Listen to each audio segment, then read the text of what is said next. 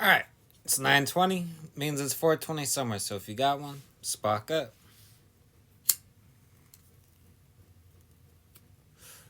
Alright.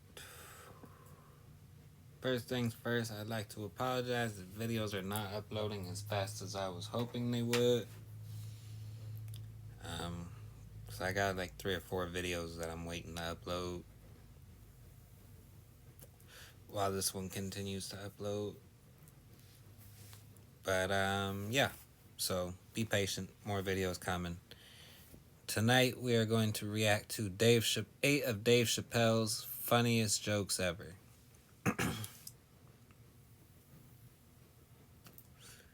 And dang, this is a long one, so if you need to, pause here, take a bathroom trip, do what you gotta do. Let's get to it.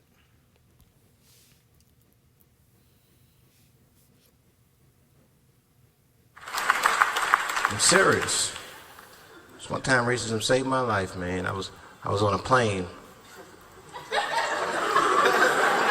I was coming from overseas, and I don't know how this guy got a machine gun on the plane, but he stood up, man. He said, "Everybody, get on the fucking ground! Nobody look at my face!" I started freaking out because he was Chinese. I was like, "Why is he talking like that?" He was screaming and crying. I was the only brother on the plane. Well, I thought I was the only brother. I looked over, there was one other black dude. He was from Nigeria. I looked over at him, he was looking right in my face, man. He didn't say 2 words to me, he just looked at me, he was like...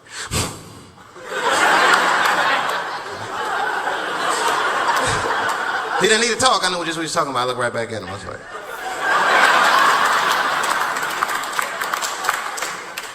Some white dudes on the front of the plane seen us, they were like, "Oh my God. I think those black guys are gonna try to save us."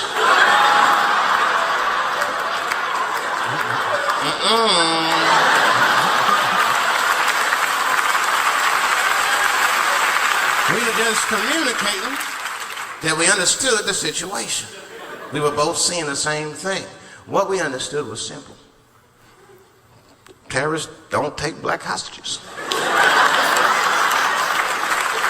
That's the truth. I have yet to see one of us on the news reading a hostage letter. They is treating us good. We all chilling and shit.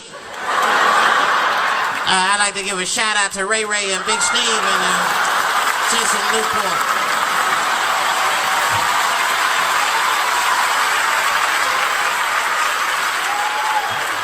You're not gonna see it. Terrorists are smart. They know what they're doing there, you know.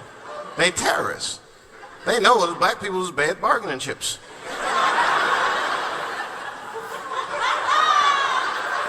They called the White House. "Hello? We have got 5 black... Hello?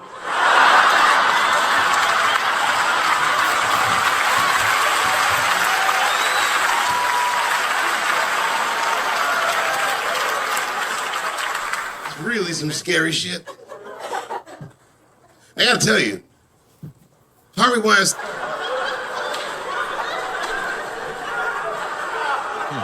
You gotta make life interesting like that, because the shit is flimsy.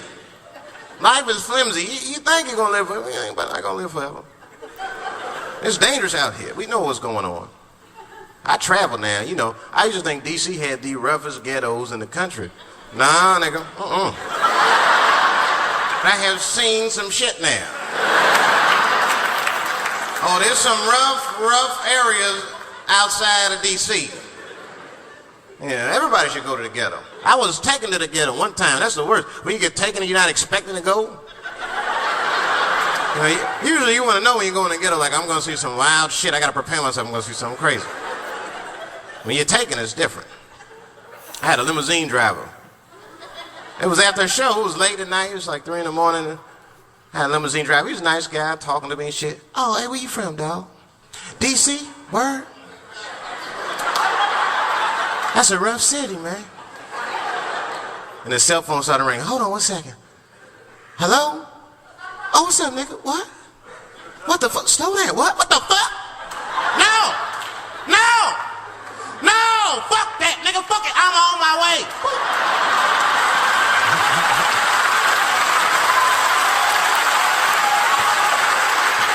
Hey. I gotta make a stop real quick. At 3 o'clock in the morning. I didn't know he was taking me to the ghetto at first. I started looking out the window. I was like, what the fuck? Gun store, liquor store, gun store. Where the fuck you taking me? This don't look good. He didn't say shit.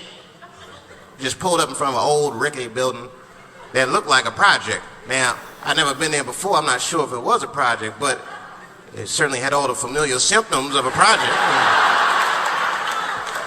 A fucking crackhead ran this way.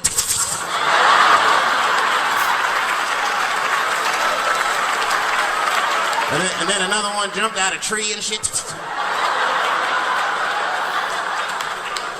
And I said, I'll be right back. And left me. Took the keys with him and just left me. At 3 o'clock in the morning, in front of a project, in a fucking limousine. This was not good. I was like, man, I gotta look around and see if I can see some landmarks and figure out where I'm at. Might have to escape on foot. Now, this is when I knew I was in a bad neighborhood. You only see this in the worst neighborhoods. Remember, it's 3 o'clock in the morning. It's 3 o'clock in the morning. I look out the window. It was a fucking baby standing on a corner. Look at this. And the baby didn't even look scared. He was just standing there.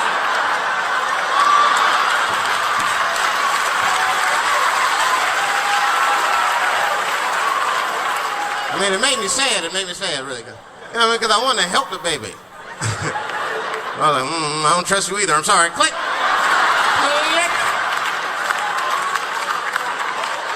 The old baby on the corner trick, eh? I'm not gonna fall for that shit. Where's this limousine driver? You know, I start feeling bad. As time goes by, I start feeling worse. Like, man, what is wrong with me? What the hell's wrong? I'm scared of a baby. And this baby could be in trouble. He might need my help. I gotta do something. But I wasn't gonna get out the car. I'm serious, man. I just cracked the window a little bit. There's an old limousine. I can roll it down.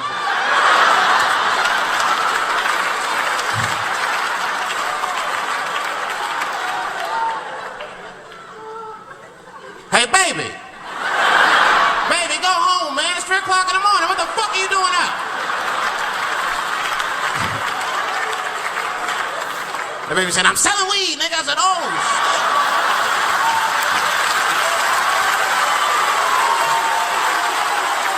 I wasn't expecting that. I'm serious. I had to buy 2 bags from him to calm my nerves. Let me get two corners. Got back in the car and rolled me a joint, man. So, that shit was scary, man. Every once in a while, like a crackhead would come up to the car and look in the window. It was like Jurassic Park and shit. He'd be looking on the car. Hey, get out of here, cracky. That baby was still standing there, man. That's what it is. Then I started feeling bad again. Yeah, weed make you feel guilty sometimes. You know. Man, what is wrong with me, man? I have just bought weed from an infant. I can't condone this kind of behavior. What am I thinking? I can't let the fear ruin my morals. Gotta do something.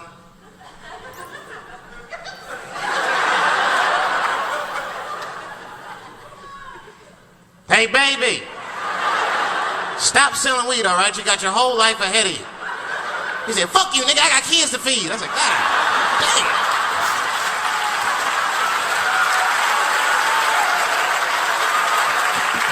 Sam. And just at that very moment, one of the crackheads was running across the street and got hit by a car. I know it was a hit and run. The police did it. That's all right. They sprinkled some crack on him and got back up. I almost protested the war in the beginning. Almost. till I saw what happened to them Dixie chicks. I said, fuck that. If they'll do that to 3 white women, they will tear my black ass to pieces. I don't want to hear that shit. Yeah, man, they would. But I'm like, for real, why you care so much what the Dixie chicks say? It's not like they political scientists or nothing. They just bitches that can sing good. You know what I mean? Stop worshiping celebrities so much. Just don't listen, pay attention. I remember right around September 11th, Ja Rule. Stop worshiping celebrities. That is something that needs to happen. The celebrity worship is...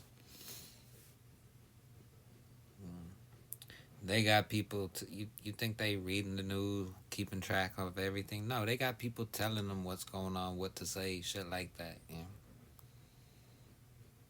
Don't get misguided. Was on MTV. That's what they said. We got Ja Rule on the phone. Let's see what Ja's thoughts are on this tragedy. Who gives a fuck what Ja Rule thinks at a time like this, nigga? This is ridiculous. I don't want to dance. I'm scared to death. I want some answers that Ja Rule might not have right now. You think when bad shit happens to me, I'll be in the crib like, oh my God, this is terrible. Could somebody please find Ja Rule, get hold of this motherfucker so I can make sense of all this. Where is Ja? I need Ja Rule.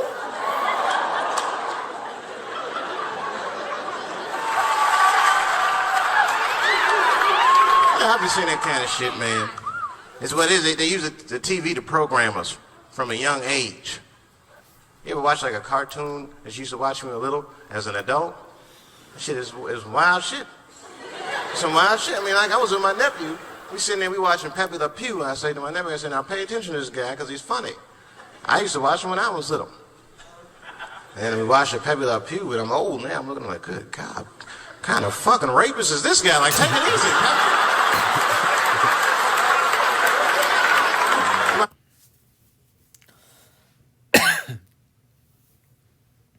Major Pain. One of my favorite movies. Still to this day. When I was a kid, I didn't understand half of, a lot of the jokes. So when I got older, it just got funny. But, be mindful of what your kids are watching. That's all I'm saying with that. My nephew was sitting there cracking up. See, sometimes you gotta take the pussy like Pepe. Like, no.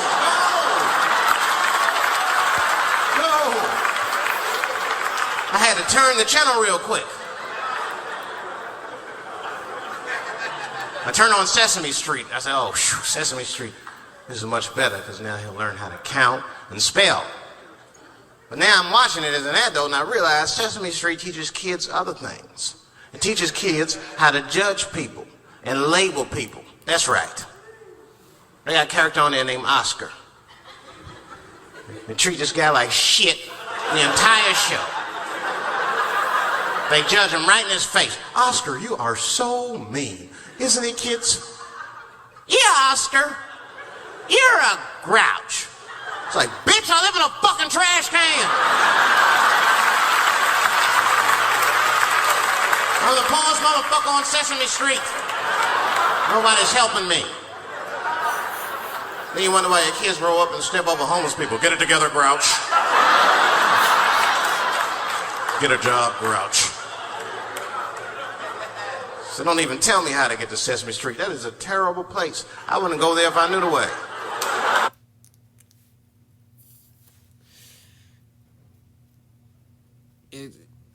The homeless situation is complicated. Because there's not one type of homeless person. As far as like the reasons they are homeless and whether or not they even want to, live functionally, if you will.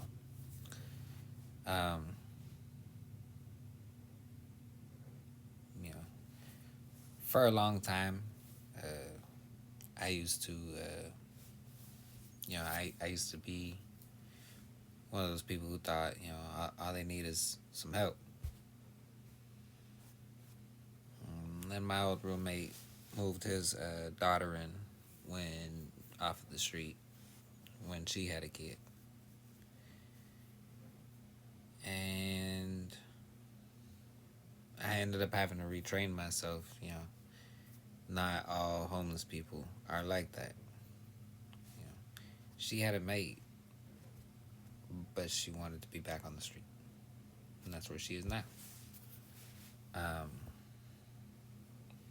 all she had to do was keep the house clean.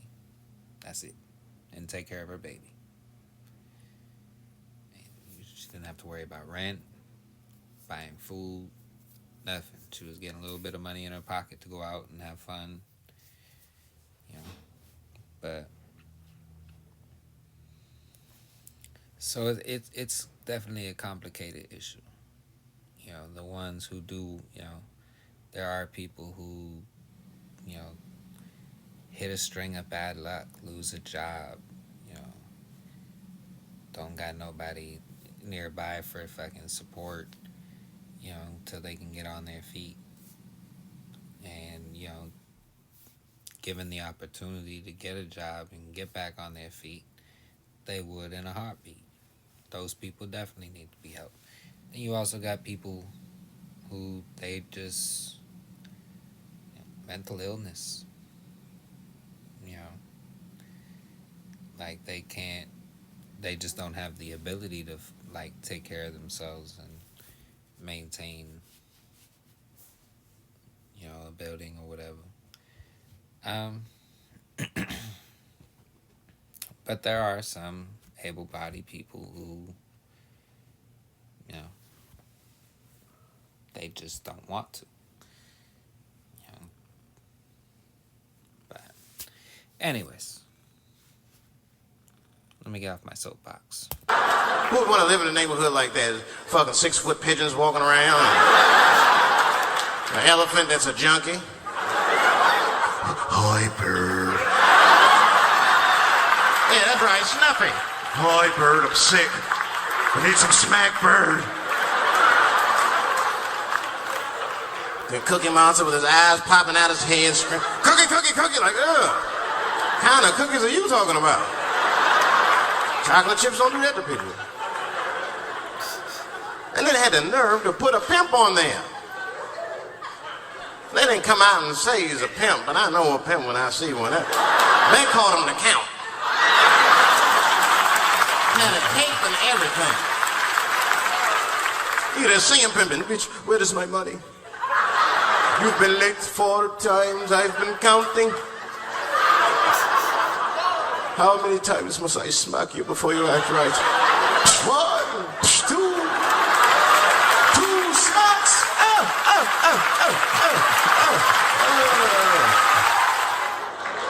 That's what I'm waiting for, because the timing of this Michael Jackson shit is what makes me doubt it. Every time this war is going out of control, or the economy gets bad, or something is wrong with the world at large, it's always these moments in history that Michael Jackson will coincidentally jerk off a kid. This is getting ridiculous. Like, are you planning this shit? Do you have meetings? Michael, thank you for coming. As you know, Michael, the war has not been going as well as we expected. There's been a lot of hiccups, and the public is asking us a lot of questions, of course. And, well, Michael, there's no nice way to say this, and all I know how to do is be direct, so let me just be direct. We're gonna need you to jerk off another child, Mike. I'm sorry. I'm sorry. But it would really help out. Or maybe he did it. Who knows? Who knows? That's the thing. That's what I wanted to say. Who knows? Who the fuck knows? Mike, God, and this little boy know. That's about it. That's about it. The only reason that I can even talk about this shit is because everybody is speculating. They all think he did it. And I don't think he did it. I'm alone in this. I don't think he did it. I'm not going to say I don't think he did it. That's too strong.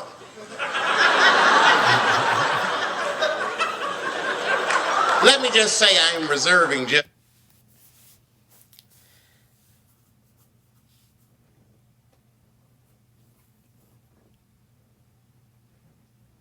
For the longest time, I thought Michael did it. I ain't gonna lie. But when Corey Feldman and Macaulay Culkin, both of whom who have exposed plenty of people in Hollywood, they defended him and said he wasn't like that. That caused doubt in my book right there. You know, when you have people who had no problem exposing others, why protect him if that's what he's doing? You know, so those two come into his defense. Like I said, that raised doubt in my book because, like I said, they've exposed others. So until all the facts come out. But so far from what I heard, I mean, the kid said he was dying of cancer. He was in Make-A-Wish Foundation. He claims he had 2 weeks to live, and it was his dying wish to meet Michael Jackson. Come on, man, give me a fucking break. This kid is 10 years old. He don't remember Thriller. The fuck you want to meet Michael Jackson for, honestly? I remember Thriller, and I just, kind of want to meet this nigga. I wouldn't break an appointment to meet him. I'll put it that way. I'd have to already be free.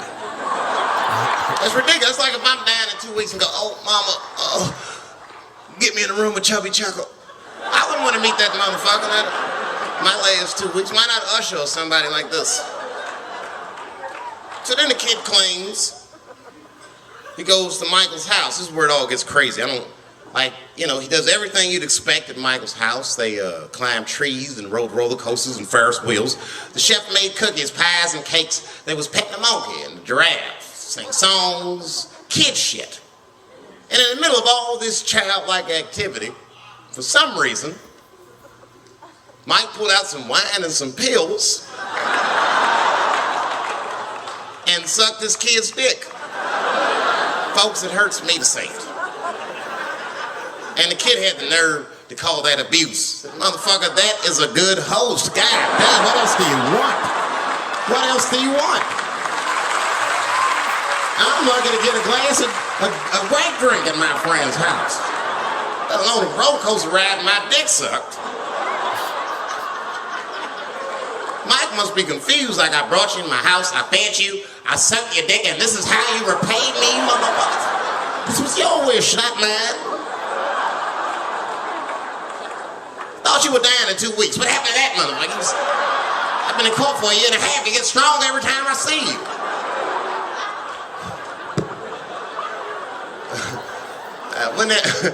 This is fucked up. I shouldn't even say this fuck. Wouldn't it be some ironic shit if they found out through this case that the cure for cancer was Michael Jackson sucking your dick somehow? Like if Mike had powers like Green Mile and all the kids like, please, Mike, suck our dicks. Never again. We didn't appreciate it. Can we at least study your saliva? Please, Mike.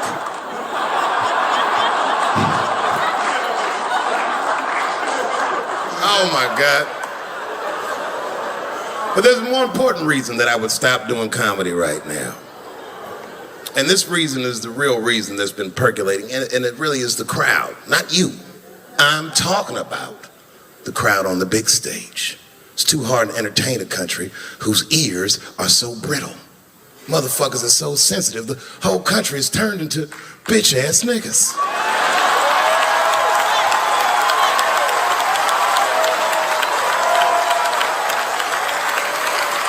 Everything you say upsets somebody. But motherfuckers are just taking it too far. I don't know why or how everybody got this goddamn sensitive. You know who hates me the most? The transgender community. Yo, yeah, these motherfuckers. I mean, I didn't realize how bad it was. These motherfuckers, I was really mad about that last Netflix special.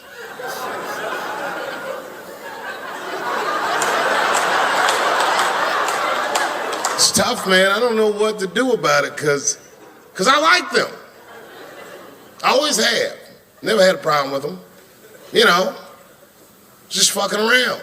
As a matter of fact, I think I make fun of everybody, and I mean, as a group of people, they have to admit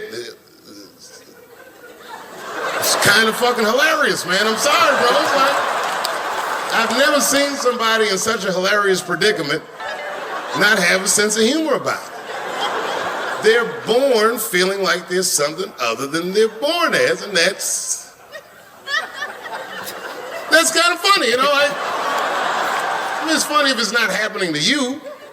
I believe transgenders. I don't understand them either, but I know they mean what they say. Them niggas cut their dicks off. That's all the proof I need. I've never seen somebody just throw their dick away. Don't need it. And there's a story out right now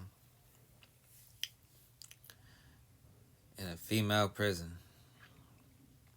One inmate got 2 other inmates pregnant. You do the math.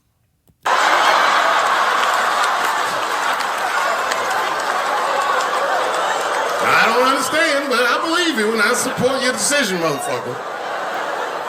I was doing a show. I was in Portland, Oregon.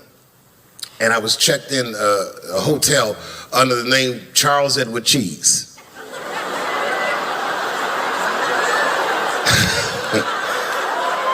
I came back to my room late at night, and there was a note. It was like a letter on my desk. It was addressed to Mr. Cheese. So obviously, I'm going to assume that whoever wrote this letter must be an intimate friend of mine. This is not some kind of name that a person would just guess. But then I open the letter, and it turns out I don't know this person at all. It's a fan letter. You know, I'm not even used to the idea that I have fans, but I'm grateful for it. And I don't read those letters. Be nice if I did, but realistically, it's like, what am I, Santa Claus, nigga? I don't have time for this. Got shit I want to do. I'm trying to chill. Read all these dreams and wishes from strangers. But I read it. I'd already opened it. So I just read the whole letter. And you know what, man? Whoever wrote this letter truly loves me. I mean, they were really fucking nice in the letter. And then they described to me what it was like to come to the show, how excited they were, how much fun they were having. And then they said that when I got to my jokes about transgenders, that they were, quote, devastated. Because it turns out that whoever wrote the letter was transgender. Now, I'm going to be real for a second. As a policy, you got to understand, I never feel bad about anything I say up here.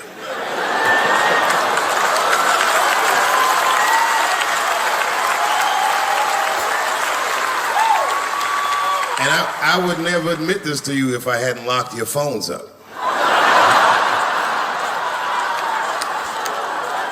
But it was the weirdest thing. Like when I read this letter, this shit made me feel bad. I didn't feel bad about what I said, you understand? I felt bad that I made somebody else feel bad. To be honest, I don't even know what I said that upset that person. I have so many transgender jokes.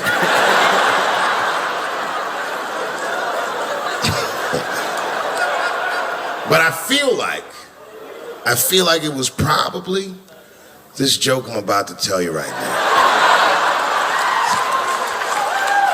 And it's not even that bad of a joke. It's a true joke. I mean, it's not true, but I had read in the paper that Caitlyn Jenner was contemplating posing nude in an upcoming issue of Sports Illustrated. And I know it's not politically correct to say these things, so I just figured, fuck it, I'll say it for everybody else. Yuck.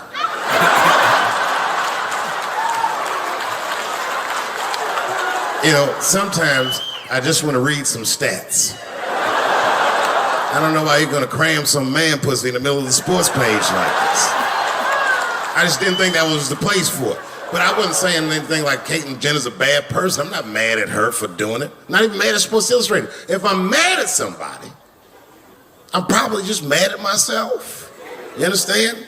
Because deep down, I know that I am not strong enough to not look at those pictures.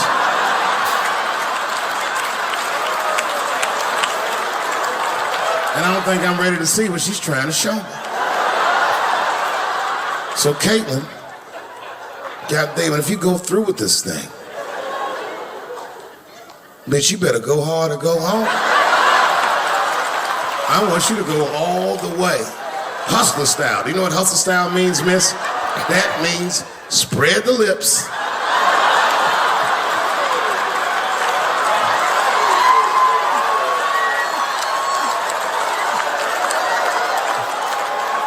I hope she spreads her lips and there's an itty bitty dick inside. Ah! The show is behind the curtains.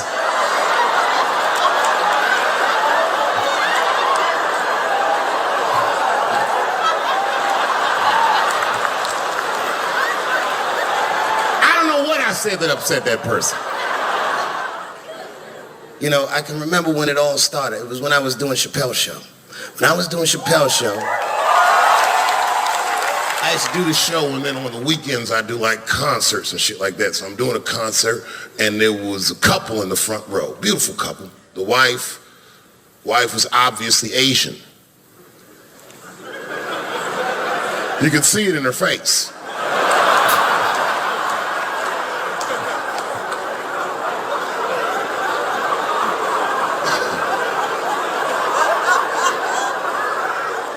The husband, this motherfucker was mysterious, to say the least. Couldn't quite pinpoint where he was from. Caramel-colored fella, very nice hair, but he could have been from anywhere. Bangladesh, Mexico. I can't guess with a nigga like this.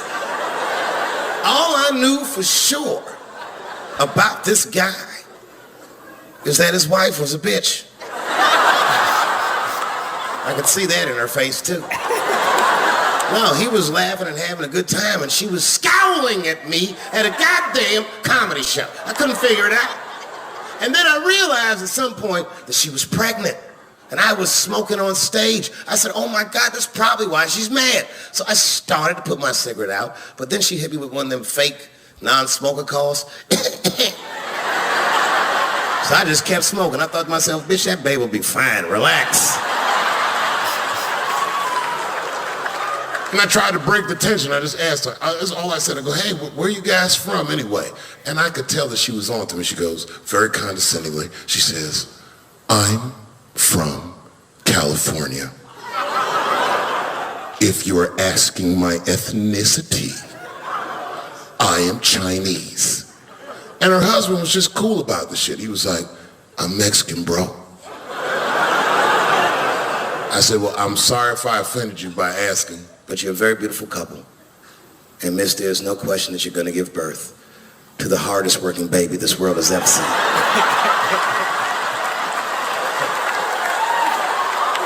That's not a bad joke. She got very upset. She got up to leave immediately, but she didn't just leave. She had to take one last dig at me on the way out. I will never buy one of your fucking DVDs again, Dave Chappelle. I said, ma'am, with all due respect, Chinese people don't buy DVDs.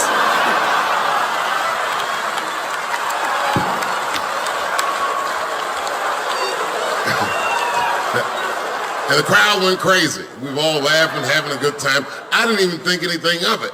And then just 3 days later, this lady sends a fucking letter to my promoter telling him not to book me for shows anymore because I was, quote, racist, and I'm quoting her, insensitive to the nature of my interracial marriage. I was like, word, bitch, I was. If she had just done a little bit of research, she would know that I myself am in an interracial marriage. That's right. In fact, my wife is Asian too. Surprise, bitch, I'll see you on Thanksgiving.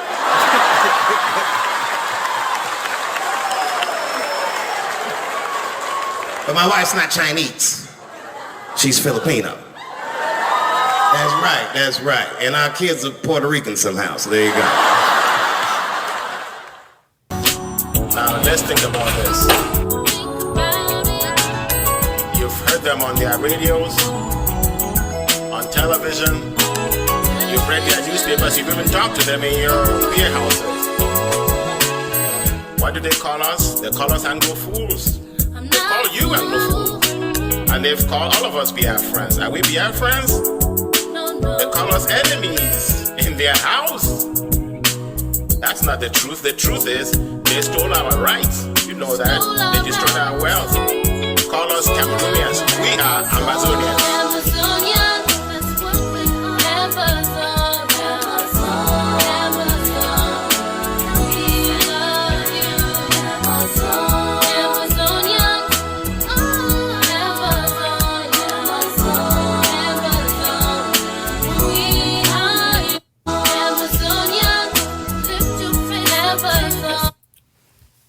Alright.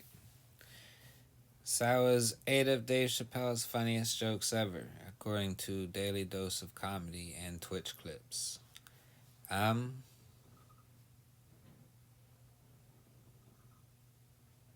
don't know. I think that was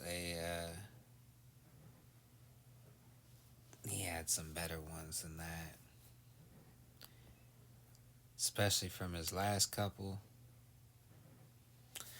But what do you think? Do you think they nailed the list, or do you think they're missing some that should have made it? I think they definitely missed some. But, alright. Other than that, y'all have a nice night. Thanks for watching. Stay blazing.